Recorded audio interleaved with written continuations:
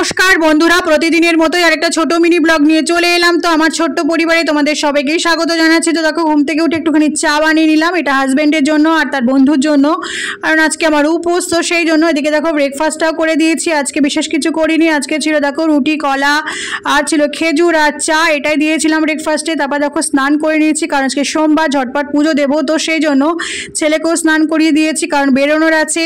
তো দেখো আমার পুজো দেওয়া কমপ্লিট। একটু পুজো দেওয়ার পরে খেয়ে নেবো। আজকে তো নিরামিষ, আর আজকে আমি সাবু খাবো, কারণ আজকে আমার উপোস। তো সেই জন্য তো সাবু কলা দিয়ে দুধ দিয়ে মাখিয়ে খেয়ে নিয়েছিলাম, এটাই ছিল আমার সারাদিনের খাবার।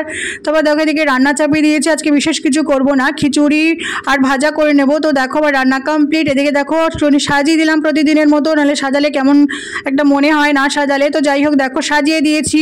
তো ভাজা আর খিচুড়ি দিয়ে সাজিয়ে দিলাম। তো কার কার এরকম লাঞ্চ পছন্দ তো অবশ্যই কমেন্ট করে জানিও। তো দেখো আমার লাঞ্চ রেডি। তো এটা খাওয়ানোর পরে বেরিয়ে যাব, কারণ এটা হাজব্যান্ড খেয়ে নেবে। তো দেখো একটুখানি খাইয়ে ঝটপট খেয়ে নেবে ও, তার ওইদিকে বেরোবো, কারণ আজকে তাড়াতাড়ি বেরোনোর আছে। তো দেখো বেরিয়েও গিয়েছি। তো দেখো বেরিয়ে কাজগুলো করার পরে তারপর বাড়িতে চলে এসেছি। তারপরে দেখো একটুখানি চা খেয়ে নিলাম, মাথাটা খুব ধরেছিল। তো ব্লগটা কেমন লাগলো অবশ্যই কমেন্ট করে জানিও। শুভরাত্রি।